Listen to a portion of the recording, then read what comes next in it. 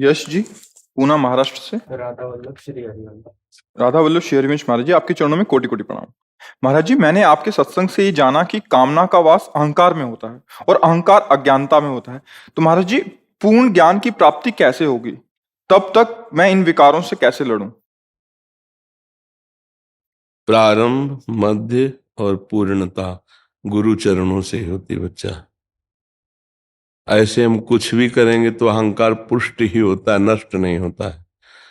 जैसे आप उपवास करेंगे तो आप बोलेंगे मैं इतने वर्ष से फलाहार हूं, मैं इतने वर्ष से मौन हूं, मैं इतने वर्ष से गंगा जल पे हूं। मैं वो अहंकार पुष्ट हो रहा है, साधनाएं बढ़िया हो रही, पर अहंकार पुष्ट हो, पूर्ण मूढ़ता का नाश नहीं होगा। कर्ता हमिति मन्यते तो मूढ़ता है, अहंकार विमूढ़ात्मा कर्ता हमिति मन्यते ये गुरु प्रसाद से नष्ट होता है। गुरु चरणों का आश्रय लेकर उनकी आज्ञा के अनुसार साधना का प्रारंभ, साधना का मध्य और साधना की पूर्णता। तो गुरु की कृपा से ही ज्ञान का प्रादुर्भाव होता है। अज्ञान तिमिरांधस्य ज्ञानांजन शलाकया चक्षुरुन्मीलितं येन तस्मै श्री गुरुवे नमः। जो हमारे अंदर ज्ञान चक्षु को प्रकाशित कर देते हैं, अज्ञान तिमिर अंधकार का नाश कर देते हैं, वो गुरुदेव भगवान के वचन हैं। नहीं, जिससे सूर्य उदय होते ही अंधकार नष्ट हो जाता है, ऐसे गुरु के वचनों पर दृढ़ विश्वास होने से अज्ञान नष्ट हो जाता है। बंदो गुरुपद कंज कृपा सिंधु नर रूप हरि महामोह तम पुंज जासु बचन रविकर निकर। महामोह रूपी अज्ञान अंधकार का नाश करने के लिए गुरुदेव के वचन सूर्य के समान है। वो साक्षात नर रूप में हरि है। तो जब तक गुरुदेव का बच्चा वर्ण नहीं करोगे, देखो भगवान ने भी कहा ज्ञान प्राप्ति के लिए प्रणिपातेन सब प्रश्न आया। गुरुदेव के संतों के सामने जाए, साष्टांग दंडवत करे। उनकी स्वयं भगवान ने गीता का उपदेश कब किया जानते हो अर्जुन जी को? जब उन्होंने कहा शिष्यस्ते हम साधिमाम त्वाम प्रपन्नम, मैं आपका शिष्य भी हूं और आपका शरणागत भी हूं। शरण में तनुवांग मनोभिरमले सुहम तो वाश्रिता, ये शरीर, ये मन, ये वाणी और मैं स्वयं आपका समर्पित हूं और शिष्य हूं। तब गीता जी प्रारंभ हुई। तो किसी महापुरुष का पहले वर्ण करो और उनके अनुसार गृहस्थ धर्म से युक्त होकर साधना करो, तो आपको ज्ञान प्राप्त हो जाएगा। उन्होंने जो नाम दिया, मंत्र दिया, उसमें अपार सामर्थ्य है अज्ञान को नष्ट करने की। समझ पा रहे? हमारी तो समझ में एक ही बात आई है कि गुरुदेव की कृपा के बिना विकारों से मुक्त नहीं हुआ जा सकता। गुरुदेव की कृपा के बिना अहंकार नष्ट नहीं होता। गुरुदेव की कृपा के बिना भगवत साक्षात्कार नहीं होता। पक्का। खूब साधना के भी विषय में और साध्य के भी विषय में और कृपा के भी विषय में, तीनों बातों को जान करके बोल रहे हैं। केवल कोरी भावुकता में नहीं बोल रहे हैं, हाँ अच्छे से जानकर बोल रहे हैं। इसलिए गुरु कृपा ही केवलम, गुरुदेव का आश्रय ले लो तो अहंकार भी नष्ट हो जाएगा, ज्ञान भी प्राप्त हो जाएगा और निर्विघ्न पंथ हो जाएगा। जे गुरु चरण रेणु सिर धरहि, तेजन सकल विभव बस करहि। जे गुरु चरण रेणु अनुरागी, ते लोकहु वेदहु बरभागी। श्री गुरु पदनख मन गण ज्योति, सुमिरत दिव्य दृष्टि ही होती। गुरु भगवान ही है। जब तक वो जनाएंगे नहीं तब तक हम जान नहीं सकते। सोई जाने जे देव जनाई, और जानत तुम्हें तुम्हें हो जाए, यही पूर्ण ज्ञान है। जानत तुम्हें तुम्हें हो जाए। बच्चा गुरुदेव का वर्ण करो, उनके अनुसार साधना करो। समझ पा रहे हो आप जी? राजेंद्र गुप्ता जी, सतना से। गुरुदेव, आपके चरणों में कोटि कोटि नमन। गुरुदेव, मेरा मन अंतर्मुख कैसे हो, अंतर्मुखता बनी रहे, इसके लिए मैं क्या करूं? महाराज, नाम का चिंतन। जो गुरु प्रदत्त आपको नाम मिला है उसका चिंतन करो। अंदर चिंतन होता है। देखो, खुली दृष्टि है। अब हम नाम लिख रहे हैं, मनो राधा, राधा हमारे सामने लिख गया नाम, उसे हम देख रहे हैं, उसे हम अंदर से सुन रहे हैं। अब ये वृत्ति अंतर्मुख होती चली है, क्योंकि बाहर तो लिखा नहीं ना। तो अंतर्मुख में हमने लिखा, अंतर्मुख में हमने सुना, अंतर्मुख में हमने बोला। अब ये धीरे धीरे समाहित होता चला जाएगा। अब वो हमारे एक दिन हृदय में लिखा दिखाई देगा, स्फुरित दिखाई देगा और पूर्ण अंतर्मुखता ले आएगा। पर इसका अभ्यास कठिन है। ध्यान पूर्वक निरंतर नाम जपने का अभ्यास ही समाधि को प्राप्त करवा देता है। सातु दीर्घ काल निरंतर सत्कार सेवितो दृढ़ भूमि, राधा राधा राधा, या जो नाम गुरुदेव ने दिया हो, नारायण हरि राम कृष्ण सब उन्हीं के नाम है। समझ पा रहे? नाम की एकाग्रता ही अंतर्मुखता में पहुंचाएगी, क्योंकि बहिर्मुख पुरुष अंतर्मुखता को क्या जाने। तो नाम आपको ले जाएगा अंतर्मुखता में, और जो भी भाव है निराकार साकार प्रेम जो भी, वो सब जागृत हो जाएगा। बिना विचार किए खूब गुरु प्रदत्त नाम को जपो, फिर अपने आप सब समझ में आ जाएगा। वही आपको अंतर्मुख ले जाएगा। जो इंद्रियां हैं, मन है, जो बाहर विषयों में विचरण करते हैं, वही प्रभु के नाम रूप लीला धाम में विचरण करने लगेंगे अंतर्मुक्ता होने पर। तो नाम जप करो, भोजन सात्विक करो, और आराम मुद्रा में बैठने का अभ्यास करो, क्योंकि वृद्ध शरीर है ना, बैठ नहीं पाता सर। हाँ सोफा में, डॉक्टर, हाँ सोफा में डॉक्टर। तो आराम मुद्रा का मतलब यही होता है। नहीं, हम कहते हैं कि आप सिद्धासन पे बैठो, पद्मासन पर, शरीर को देख के कह रहा हूं आराम मुद्रा, जैसे ऐसे भी बैठ सकते हो। अब शांत बैठ जाओ। हम नाम का ऐसे ध्यान कर रहे हैं, बस उसी में डूब रहे हैं। शरीर कैसी भी स्थिति में हो, नाम चल रहा है तो सब काम बन जाएगा। मन बार बार शरीर में ले जाता है, और हाँ अभ्यास रोग है। अब तुम्हारा कोई बड़ा रोग थोड़ी है, नहीं बड़ा रोग नहीं है तुम्हारा। अभ्यास योग युक्त है ना, चेतसा नान्य कामिना। हम शरीर थोड़ी है। इसने पाप किया है पूर्व में तो उसका भोग भोग रहा है। गाड़ी की जरूरत है मंजिल तक पहुंच जाना, मंजिल में पहुंच गए आग लग जाए क्या फर्क पड़ता है। अब आपने मंजिलें नहीं की तो आपको परेशानी आ रही। शरीर वृद्ध है, रोग से ग्रसित है, तो चित्तवृत्ति बहिर्मुख होकर देह भाव में ही लगेगी। इसीलिए कहा जाता है कि अभ्यास करो। जैसे लोग कहते हैं नौजवानों को ना, ये भजन करने की अवस्था है क्या? उनसे पूछे तुम्हारी अवस्था कितनी, तुमने किया भजन क्या? भजन की अवस्था क्या होती है? कोई अवस्था है भजन करने की? हमें बताओ। बाल्यावस्था से लेकर मरने तक का भजन की अवस्था है, हमें बताओ। बाल्यावस्था खेलने कूदने में चली गई, कुछ सोने में चली गई, जवानी भोगने में, धन कमाने में, नाना प्रकार की वासनाओं में चली गई, बुढ़ापा की हालत ही खराब हो जाती, मृत्यु आ गई। कब भजन के लिए समय कब है? ये जो मूर्खतावश लोग कहते हैं अरे जवान जवान लोगों को भजन में लगा दिया, वे भजन की अवस्था है। तो उनसे पूछे जो कह रहे हैं, तो उनसे पूछे तुम भजन करते हो? तुम्हारी क्या अवस्था है? हर चीज भोग लिए तुम भजन कर रहे हो, तो उसी में फंसे। पर अगर भजन करते होते तो भजन का महत्व होता, और भजन करने वाले को कहते धन्य है।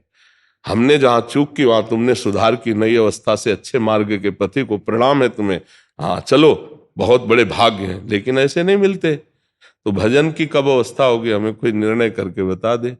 फिर हम उससे पूछे कि इतनी अवस्था वालों से मिलो और हमें बताओ कि भजन कर रहे हैं क्या? वही भोगों का चिंतन कर रहे हैं, वही भोगों की हरकत है दिमाग में, शरीर में भले नहीं काम करता, दिमाग वही हरकत में युक्त है। और इसी हरकत को मिटा देने के लिए साधना है। और वो बाल्यावस्था से की जाए तो यौवन अवस्था में ही हरकत मिट जाए, तो फिर आगे चलकर सिद्ध हो जाता है, चाहे गृहस्थ हो चाहे विरक्त हो। सोच को बदलनी है, दिमाग को विकार मुक्त करना है। भोग कहाँ है? चिंतन में। आज का सत्संग सुना, इसमें से कोई बैठा? तो प्रारंभ में यही था कि भोगों में जो सुख मिलता है वो पहले चिंतन में मिलता है। ध्यायतो विषयान पुरुषार्थ, जब हम विषयों का ध्यान करते हैं तब उसमें सुखानुभूति होती है। तो हमारा ध्यान प्रभु हो, विषय क्यों हो? नाम का ध्यान हो, रूप का ध्यान हो। वृद्धावस्था बहुत दुखदाई होती है, रुग्णावस्था बड़ी दुखदाई होती है। और इन दुखों में बड़ा आनंद मिलता है जब नाम में मन लगाओ। मान लो आराम से पड़ा है, शरीर कष्टप्रद है, लेकिन चल राधा राधा राधा, अब कितना आनंद है। न कोई बोलने वाला, न कोई बतराने वाला, तो हम प्रभु का चिंतन कर रहे हैं। और अगर प्रभु से मन नहीं जुड़ा तब फिर बड़ी परेशानी होगी कि यार कोई तो बैठे पास में, अकेले पड़े रहते हैं, कोई बात करने वाला नहीं है। और अगर नाम जप करते हो तो ये लगेगा कोई बात करने वाला नहीं होना चाहिए, क्योंकि मेरा निरंतर नाम चले। इसीलिए कहते होश में हो जाओ, नहीं अगला कदम मृत्यु है किसी का भी। क्या पता कब हमारी मृत्यु है। फिर खाली हाथ जाओगे यहां से। आज के सत्संग में बताया नहीं, जितना आपके पास है वो आपका सब छूटने वाला है। अगर आपके पास है कुछ ले जाने लायक तो है नाम। परम धन राधा नाम आधार। राधा राधा राधा, गंदे आचरण मत करो, अच्छे आचरण करो और नाम जप करो, तो धीरे धीरे धीरे धीरे परिपक्व अवस्था आने लगती है। अब जैसे आप कहते शरीर में थोड़ा कष्ट है गर्दन में, तो बार बार चित्तवृत्ति वहीं जाती है। ये आपकी नहीं, पूरी सृष्टि की है। अगर अभ्यास है भजन का तो इसका भान भी नहीं होता है कि हमें कष्ट है। जिसको कष्ट है वो मैं नहीं हूं, और जो मैं हूं उसको कोई कष्ट नहीं है, इसलिए आनंद है।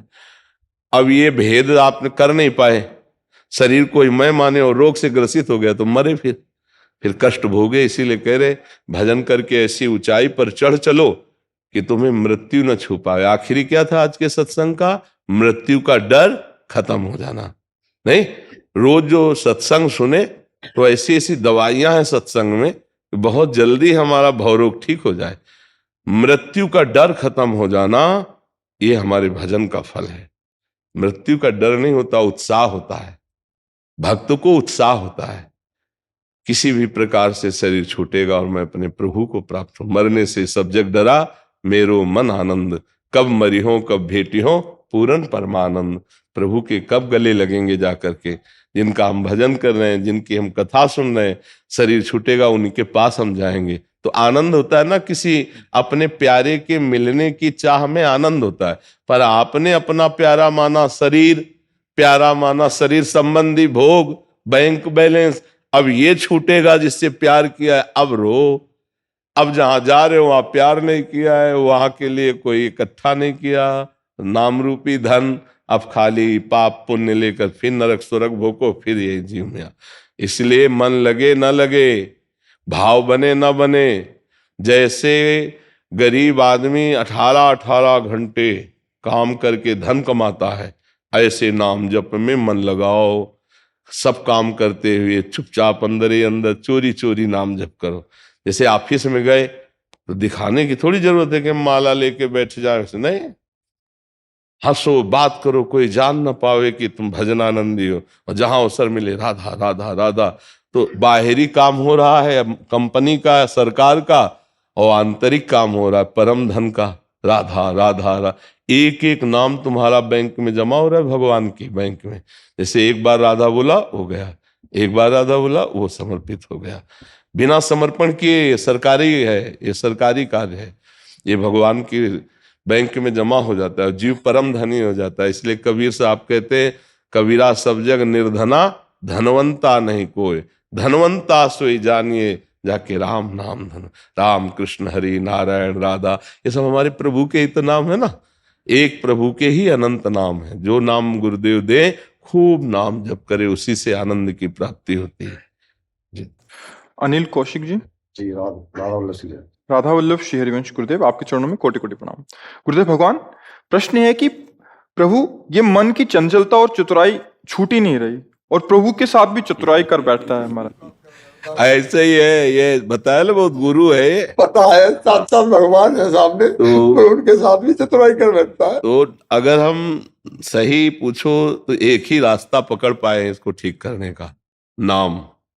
इसलिए हम सबको हर एकांतिक के पूर्ण उत्तर में नाम जरूर देते हैं कि राधा राधा राधा, यही ठीक कर सकता है। ये प्रेत की तरह है मन, आदमी को मार दे अगर खिलाफ खड़ा हो जाए तो मार। अब जितनी जेलें भरी सब इसी से तो भरी है, मन चले से ही तो भरी है ना। और मन के प्रतिकूल हुआ तो क्रोध आ गया, क्रोध आ गया तो हिंसा कर दी, जेल जाओ। या मन के अनुकूल बात उसको लग रही है तो भोगों में उतर गया, फंस गया, जाओ। रोग जेल ये जितने हैं सब मन चले से ही तो है, कोई ना कोई पाप बनता है, उनका दंड मिलता है। तो देखो मन एक प्रेत की तरह है। एक ने एक प्रेत को सिद्ध किया, प्रेत ने कहा हमें काम बताओ, तो जो काम बताते चट्ट से कर देता। फिर बोला काम बताओ, नहीं उठा के पटक देंगे। और अपने गुरुजी के पास बोले समस्या हो गई, ये प्रेत कह रहा काम बताओ, नहीं तो उठा, तो उनका एक डंडा गाड़ दो बांस का लंबा, और इससे कहो इसी में चढ़ो उतरो, जब काम होगा तो बता देंगे, नहीं यही काम है तुम्हारा। तो गुरु बचा लिए। तो ऐसे ये मन प्रेत है, इसको लगाए रखो, नहीं उठा के पटक देगा, नहीं पटक देगा। बोले यार जानते थे कि नहीं करना चाहिए और हम अंदर से सोचा भी था कि यार नहीं करेंगे, पर हो गया यार। ऐसा लगता है जबरदस्ती किसी ने करवा लिया, कोई और जबरदस्ती नहीं, यही मन करवा रहा। ये पटक देगा उठा के, कहाँ कहाँ पटक देगा तुम पता नहीं जान पाओगे। ऐसी ऐसी गंदी बातें करवा देगा, ऐसे ऐसे गंदे खान पान करवा देगा, ऐसी गंदी क्रियाएं करा, जीवन भर जलते रहोगे, ऐसी ऐसी बात करवा देगा। तो क्या करो, नाम रूपी बांस गाड़ दो, चढ़ उतर, राधा राधा राधा राधा, और कार्य अपना ठीक करवाते रहो इससे। तो राधा नाम से तुम्हें पावर मिलेगा। जैसे आप जानते हो कि ये नहीं करना चाहिए, फिर भी जबरदस्ती मन कराता है, जब आप नाम जप करोगे तो आप में पावर आएगा, फिर ये जबरदस्ती आपसे नहीं करा पाएगा।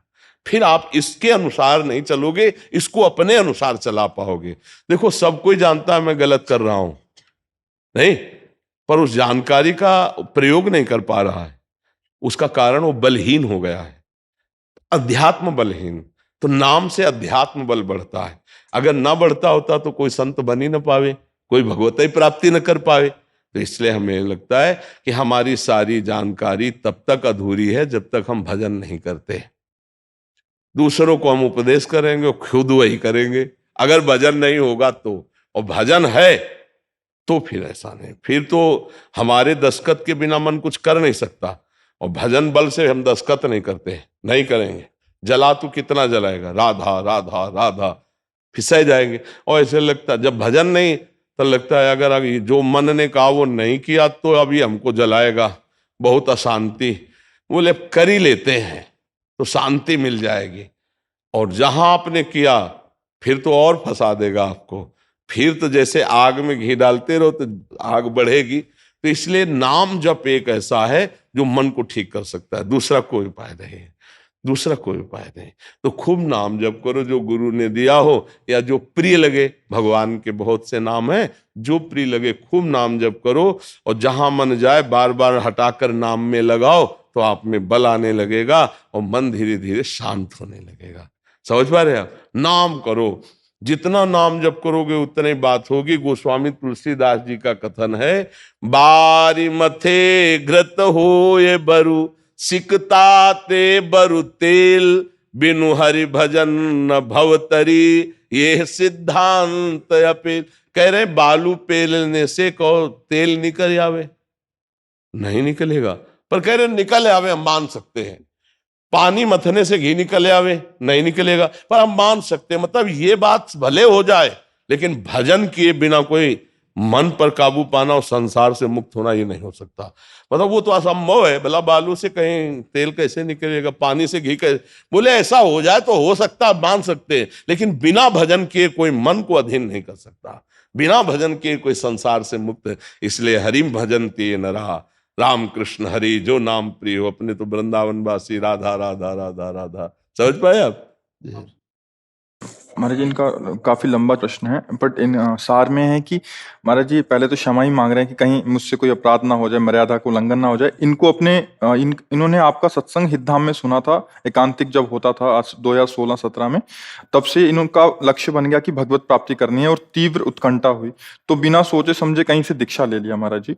फिर जब उनका संग किया तो फिर थोड़ा सा उनके गुरु वचनों पे संशय और अश्रद्धा होने लग गया। उन्होंने बोला कि गुरुदेव कहते हैं कि भगवत प्राप्ति नहीं करनी, यही संसार में रह के मंदिर मठ आदि सेवा पूजा कीर्तन आदि करो। और फिर कह रहे कि जब आपका अभी सत्संग सुनता हूं तो जब क्रॉस होता है उनकी बातों का, तो फिर उनमें अश्रद्धा और वैसा हो रहा है, तो मैं अभी क्या करूं? मतलब तो मेरा इसीलिए बहुत सोच समझ के गुरु बनाना चाहिए, इसे फटाफट थोड़ी बना लेना चाहिए। वैसे भी कहा गया है कि पानी पीजिए जान के और गुरु कीजिए छान के। पानी छान के नहीं, जहर मिला है तो क्या छानने से जहर हट जाएगा क्या? तो पानी जान के पियो, विश्वसनीय आदमी के द्वारा दिया हुआ पवित्र भाव से। और गुरु छान के, गुणों का पहले 1-2 साल संग करे कि गुरु की क्या बात है, गुरु का क्या संग। अब ऐसे चट्ट मंगनी पट्ट विवाह तो अब फिर बात बिगड़ी जाएगी। मठ मंदिर के लिए हमारा जन्म हुआ है, हमारा जन्म इतने के लिए हुआ है। ये तो मतलब एक परमार्थिक का एक अंग है, बाहरी मायाकृत अंग है, सच्चिदानंद का थोड़ी स्वरूप है। संपूर्ण सृष्टि मायाकृत है। उसी मायाकृत में मानी संख्या श्री भगवान। हम सवाल हल करते हैं कि मानी संख्या भगवान मंदिर में विराजमान, फिर मानी संख्या भगवान गुरु में विराजमान, फिर मानी संख्या भगवान संतों में विराजमान, फिर भगवान चराचर में विराजमान। समझ रहे ना? ये हमारी उपासना पद्धति का एक अंग है, लेकिन हम यही करने नहीं आए। हम नारायण हरि की समीपता प्राप्त करने आए हैं। और सही पूछो तो हम अंश का मतलब समझते हो? बिल्कुल। तस्मित् तज्जने भेदा भावात, नारद भक्ति सूत्र। भगवान और भगवान के जन में अभेद स्थिति होती है। गो गोचर जहां लघु मन जाई, सो सब माया जानो भाई। गीता जी भगवान का वांग्मय स्वरूप है। कहीं हमको एक शब्द भी आप जो अभी बोले पूरी गीता में ढूंढ के दिखाना, पूरी गीता में। तो तस्मात् शास्त्रम प्रमाणम ते कार्या कार्यो व्यवस्थित हो। गुरु शास्त्र के प्रतिकूल बोले तो हमने, अब जो रोज सत्संग सुनते हैं उनको पता होगा, एक दिन सत्संग में कहा था हमको गुरु के उन वचनों को अन्यथा कर देना है जो भगवत प्राप्ति और प्रेम प्राप्ति में बाधा पहुंचा दें। गुरु होते हैं भगवत प्रेम प्राप्ति कराने के लिए। महाराज जी हमने एक लाइन पढ़ी नहीं, आपको आघात होगा इसलिए। ये कह रहे हैं कि गुरुदेव कहते हैं भगवत प्राप्ति कुछ नहीं है, बस यही कर लो, ये कहीं नहीं जाना, बस मतलब इनका ऐसा भाव है कि कहीं। महाराज जो कहते हैं कि संसार में हमको बार बार आना है, यहीं पे सेवा करना, विग्रह सेवा करना, मठ सेवा, ये सब हमको या की रही भावना जैसी, प्रभु मूर्ति देखी तिन तैसी। आचार्यों की बात सुनो, आचार्यों की बात मानो। रूप जी, सनातन जी, ठाकुर जी के प्रेम में मतवाले श्री ठाकुर गोस्वामी रघुनाथ दास जी, ये बड़े बड़े महाभागवतों को देखो, प्रियाजू के भाव में डूबे हुए, दासी भाव में निरंतर सेवा में, आज भी सेवा में रत हैं। ये जो हमारी मठ मंदिर की सेवा है, ये मानी संख्या है। सवाल हल होगा चिदानंद धाम में प्रवेश पाकर चिदानंद स्वरूप से, इस पार्थिव संसार में नहीं। ये सर्वम मायामयम जगत, सत्यम सत्यम पुनः सत्यम, हरिर नामैव केवलम। नाम रूप लीला धाम, हमें प्रभु के पास जाना है। ये मानी संख्या है। प्रलय में कुछ बचेगा? उत्तर हमें केवल दीजिए। प्रलय में कुछ बचेगा तो महाप्रलय में क्या बचेगा? तो हम क्या ऐसे की उपासना करते हैं कि कुछ बचे ना? हम उसी की उपासना करते हैं। मत्ता परतरम नान्यत किंचिदस्ति धनंजय। मेरे सिवा कुछ नहीं, मैं उसी को देखना चाहता हूं, मेरे सिवा कुछ नहीं। तो मानी संख्या श्री विग्रह भगवान, फिर हम वहीं से शुरू कर रहे हैं। मानी संख्या गुरुदेव भगवान, मानी संख्या संत भगवान, मानी संख्या फिर चराचर भगवान, वासुदेवा सर्वमिति समात्मा सुदुर्लभा। सब जगह अपने भगवान को देखा, जीवन मुक्त हुए और भगवान के पार्षद रूप होकर भगवान के धाम में चले गए। जल ज्वालम सीते स्वपद मकरंदे समयतु। मैं इस ज्वाला से जला हुआ हूं। हे प्रियालाल, अपने श्री चरणों का सानिध्य निरंतर प्रदान करके मेरे हृदय की ज्वाला को शांत करो। ये कैसे वचन हो? ऐसे वचन तो साधुकों में भी नहीं होते, ऐसे कैसे हो सकते? महाराज आपसे आपके सत्संग में सुना था कि आपने कहा कि कोई भी हमको मदद करे तो उसमें भगवत बुद्धि करना चाहिए, उसके सत्ता को नहीं मानना चाहिए। नहीं नहीं, बिल्कुल नहीं माना। वो कहते हैं कि कृतज्ञ रहो उसके प्रति जो तुम्हें मदद। ये सांसारिक शब्द है, परमार्थिक शब्द नहीं है। आप हमको हमारी जीवन भर सेवा करो, हम कभी नहीं मानेंगे आप करते हो। हमारे इष्ट प्रेरित करके आपसे करा रहे हैं, इष्ट की सेवा किसी को नहीं मानेंगे। समझ रहे हो? और इष्ट मान करके हम आपको भाव से देख रहे हैं, तो इससे बड़ा आपका सम्मान क्या होगा? आपको मान लो कोई कृतज्ञ होगा तो मनुष्य मानकर, हम तो साक्षात इष्ट मान रहे कि मेरे इष्ट के केवल आप यंत्र हो, यंत्री हमारे इष्ट है। एक भरोसो एक बल एक, सिद्धांत के विपरीत तो फिर हम कुछ समझ में नहीं आता। तो आगे का मार्ग कैसे समझ नहीं आ रहा, गुरु अपराध हो जाएगा वैसे मन में भय लग। बहुत से साधक इसी बात में डरते रहते हैं। कोई अपराध नहीं है, कमर कस आगे निकल भगवान के मार्ग, जब तक भगवत प्राप्ति न हो।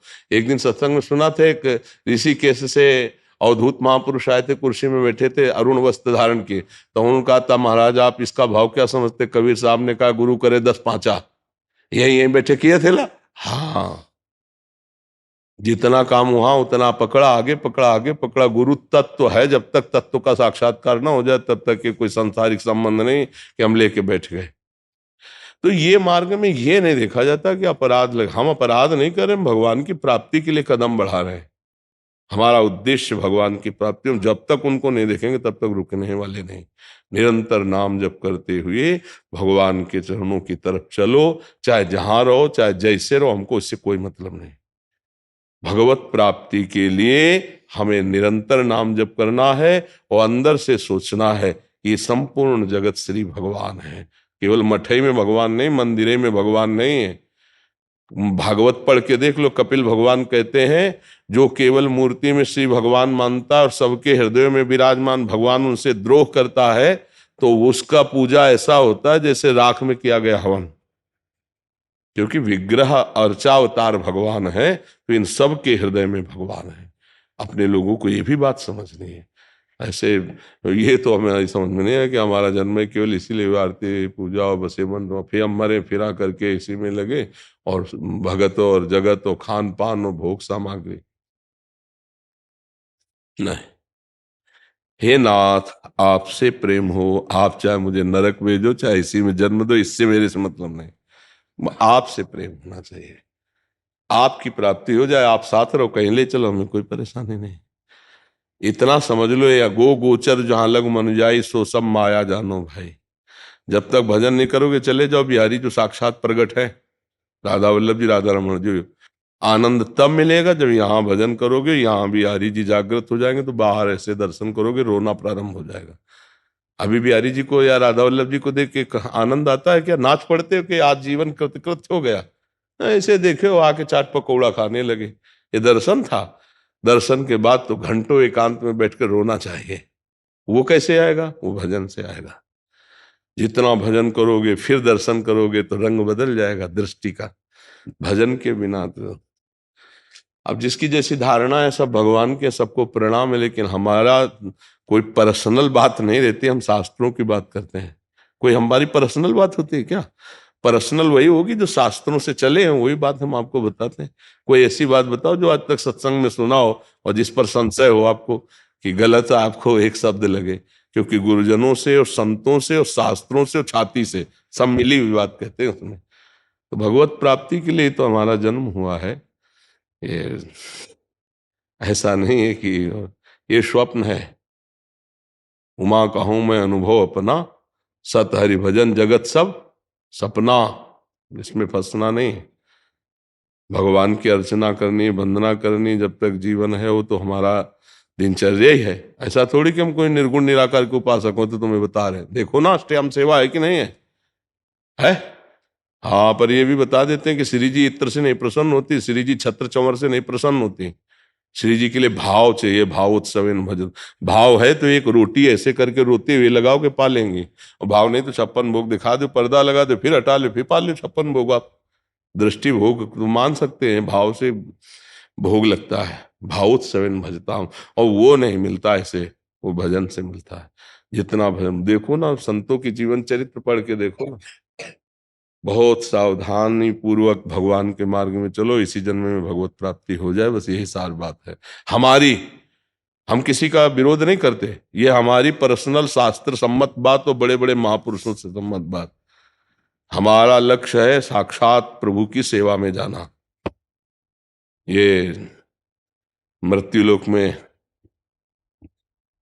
आखिरी जन्म, अब जाना है हमें श्री जी के पास, श्री जी की सेवा में जाना है बस।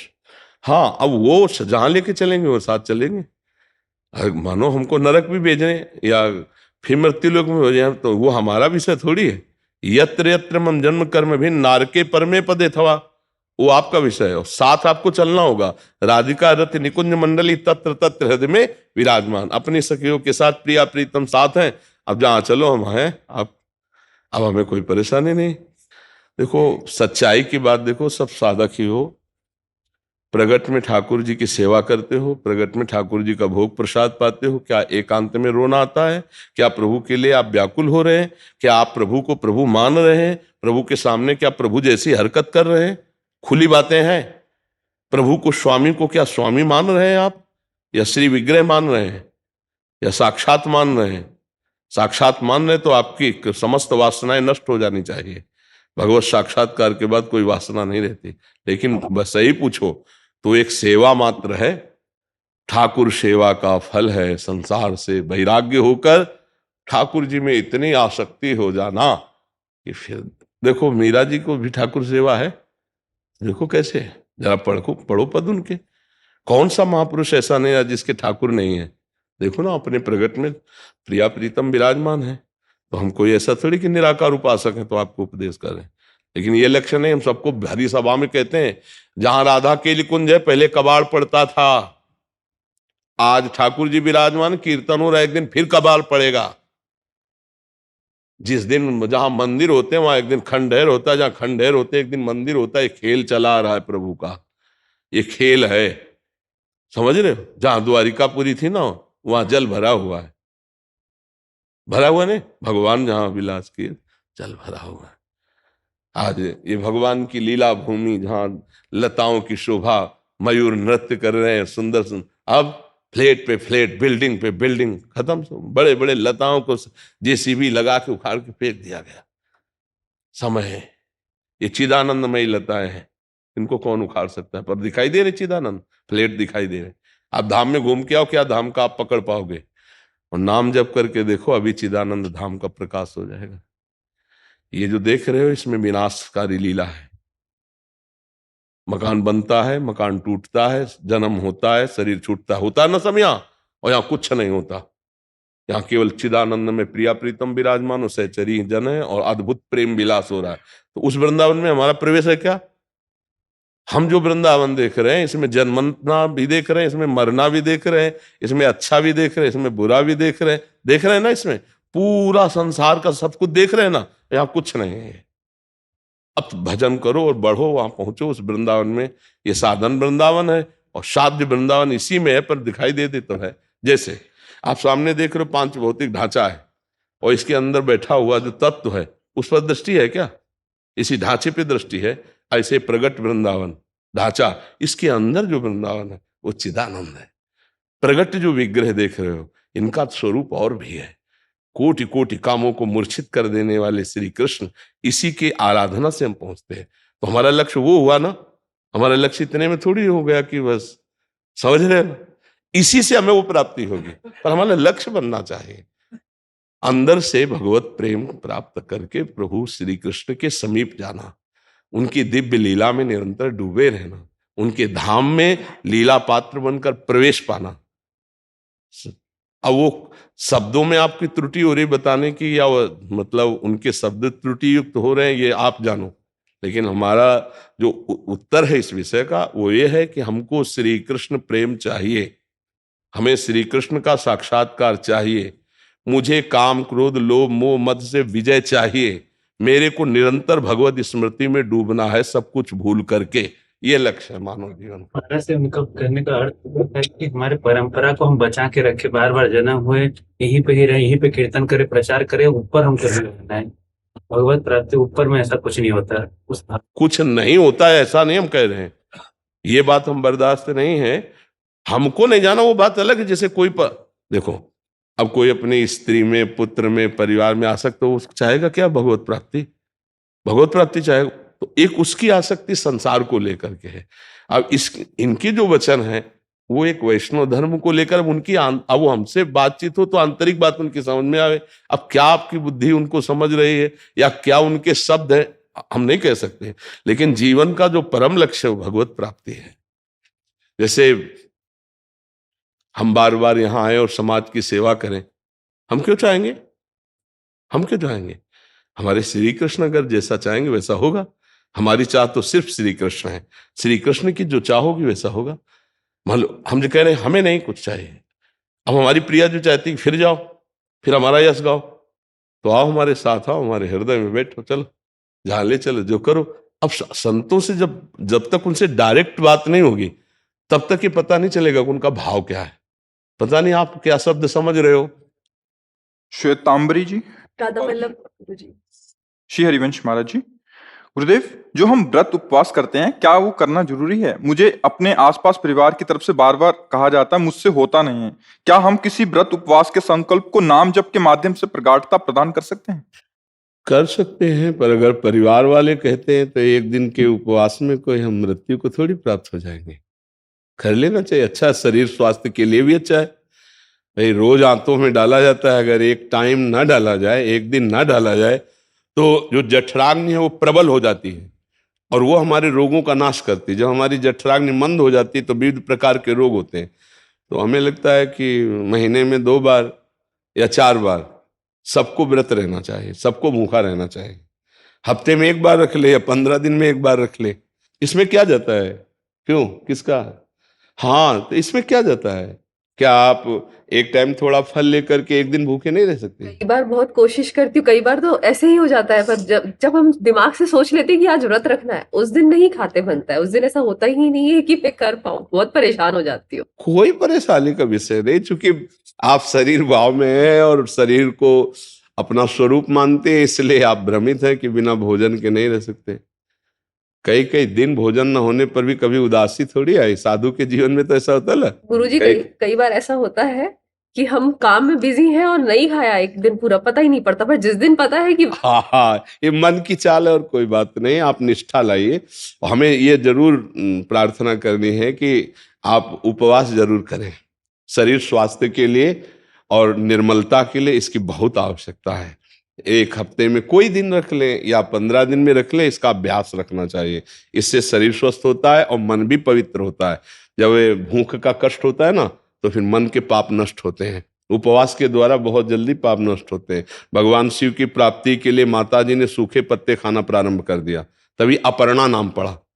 बिल्व के पत्र जो सूखे गिरते थे वही उठा के पा लेती, रात दिन भजन करती, तो शिव जी मिल गए। तो देखो, अगर कष्ट सहोगी तो कष्टों का नाश हो जाएगा।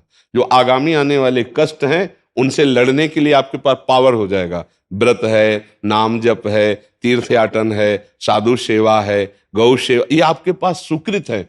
ये आपके पास वो बल है जिससे आप लड़ सकते हो इस जगत में। अब लोग जो है पापाचरण करते, धर्म करते नहीं, तो नष्ट भ्रष्ट होते चले जाते। 4 दिन ऐसे चमके, मिट्टिया मेट हो गया। धर्म करो तो धीरे धीरे आप बलवान बन जाओगे। आप अभ्यास कर लीजिए, आप इसमें कोई कठिन बात नहीं है। क्यों, 15 दिन में 1 दिन को उपवास के लिए शाम टाइम कुछ पा लीजिए, सुबह थोड़ा जल पी लीजिए। उपवास करके ये बहुत अच्छा लगता है। गुरुजी पहले बहुत किया है, पहले हफ्ते में 3-3 दिन करते। नहीं किया ही नहीं है। अगर पहले किया होता तो डर कैसे लगता है? अब जैसे जैसे उम्र बढ़ रही है ना, भाई व्रत का ऐसा हो गया, आलू और उसका सिंघाड़े का। हाँ, नहीं, आजकल तो व्रत क्या होता है, एक मनोरंजन हो जाता है। नहीं, वो व्रत नहीं रहना चाहिए। वो व्रत हम नहीं कह रहे भाई। ऐसे तो रोटी दाल से काम चल जाएगा। वो जो कूटू होता है बड़ा महंगा होता है, कूटू की पूड़ी, हाँ, और सिंघाड़े का हलवा, ऐसे नहीं। और वो समाज के चावल की खीर, ये सब महंगी चीजें हैं। और अंगूर और सेव संतरा, भैया ऐसे फलाहार से तो हम मना करते हैं कि घर बर्बाद करोगे रोज फलाहार। ऐसा फलाहार तो रोज मिले बढ़िया है।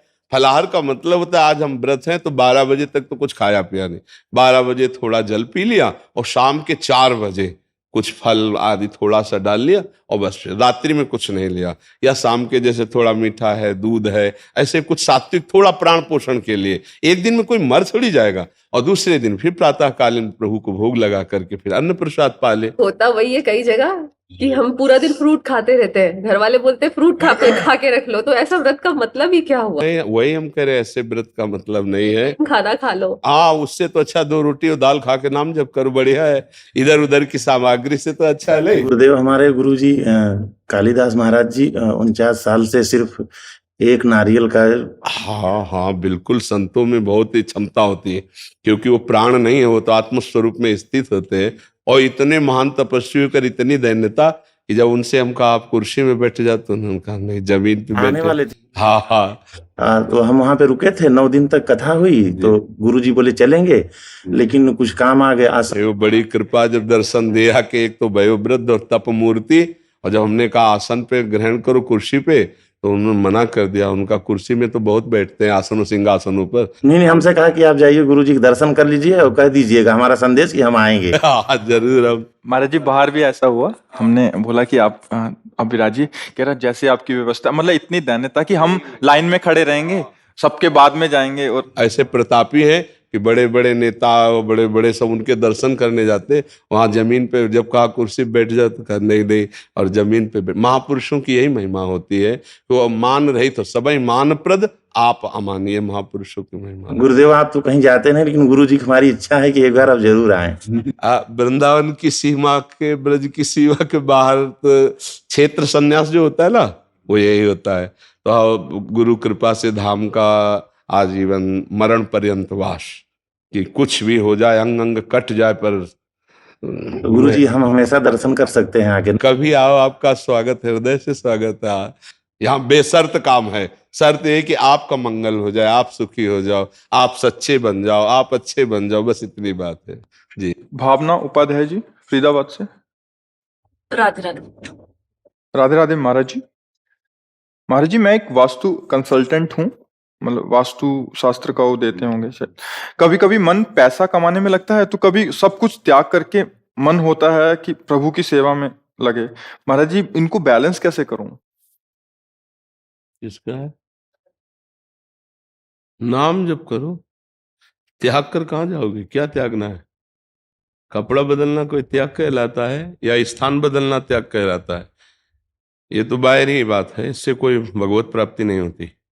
तो कहते आप क्यों बदले बैठे हो? मेरे भाग्य में यही लिखा है, अलग अलग होता है ना। यस, तो हमारा भाग्य विरक्त मार्ग से बचपन से लिखा है, तो ऐसे चल रहे हैं। तभी हम वो अनुभव करके तुम्हें बता रहे हो, वही तो सुनने आए हो। भगवत प्राप्ति के लिए वेश परिवर्तन जरूरी नहीं है, स्थान परिवर्तन जरूरी नहीं है, उद्देश्य परिवर्तन जरूरी है। अगर उद्देश्य परिवर्तन नहीं हुआ तो भेष बदलने के बाद भी यही सब चलता रहता है, नौटंकी नाटक, रुपया पैसा, खान पान, भोग सामग्री, और वो संसार अच्छा लगने लगता है, फायदा कुछ नहीं हुआ।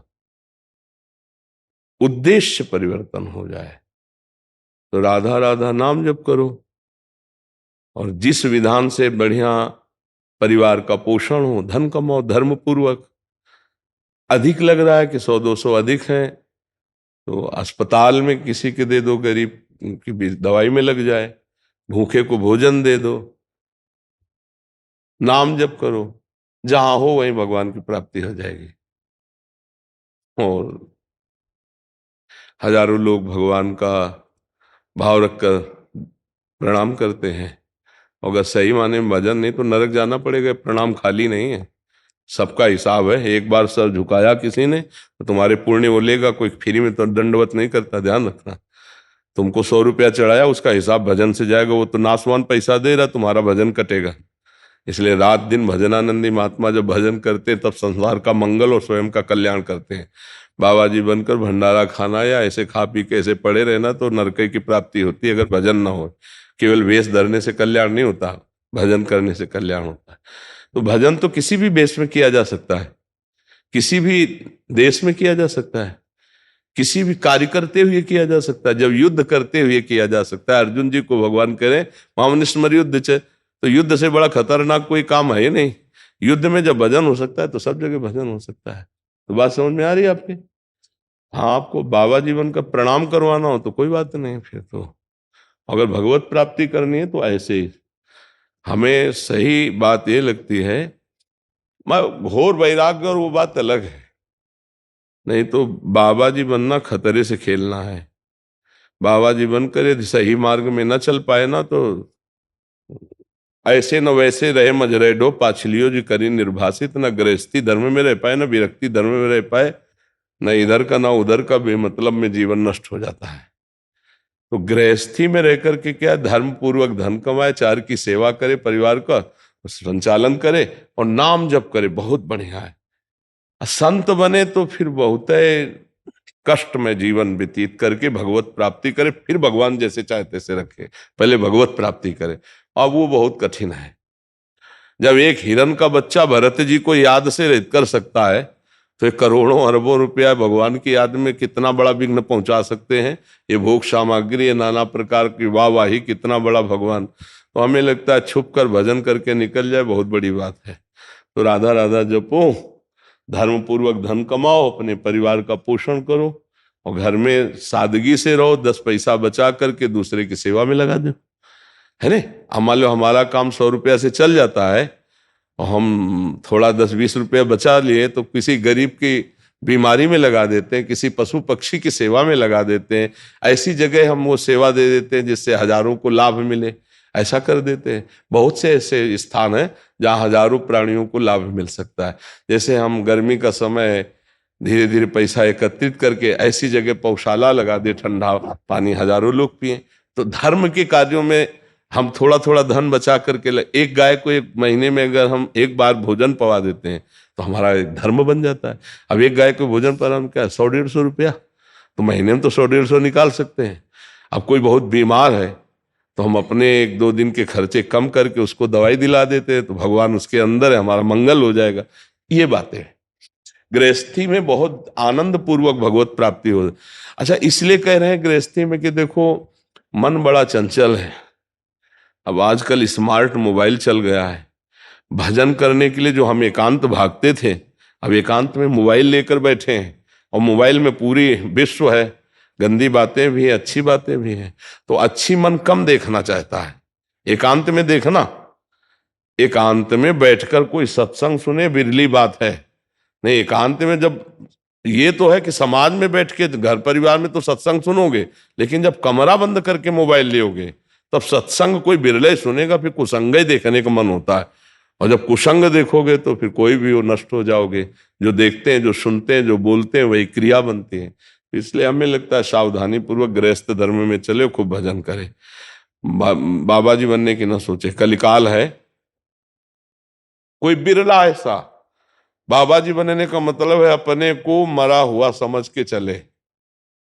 और कठिन है मन को मारना, इंद्रियों को मारना, बुद्धि। देखो बातें बनाना अलग है यार, मन को मारना बहुत कठिन है। देखा है मन को मारते हुए कभी अपने? जब मन कहता है ये चाहिए और फिर कह दो नहीं, फिर देखो कैसे तुम्हें जलाता, तुम उसको मार के दिखाओ। अब बड़े बड़ों को घुटने टिकवा देता है मन, वो चीज है। अब इसी को मारना है सो महात्मा।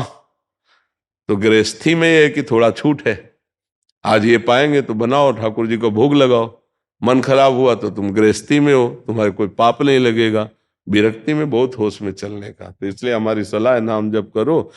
और मन की दशा तो बदलती रहती है। इसको कभी वैराग्य अच्छा लगता है, कभी विवाह अच्छा लगता है, कभी त्याग अच्छा लगता है, कभी रुपया अच्छा लगता है। तो इसकी अच्छे लगने और त्याग की बातों पर विश्वास न करे। ये छोटी मोटी हस्ती नहीं है, मन बड़े बड़ों को नचा देता है। तो अगर भगवान की प्राप्ति करनी तो धर्म पूर्वक चले, अपने अपने धर्म का पालन करते हुए। पर विरक्त धर्म बहुत कठिन धर्म है। विरक्त वेश धर्म मतलब लाखों में कोई एक सच्चाई से भगवान के मार्ग में चल पाता है, बहुत कठिन है जी।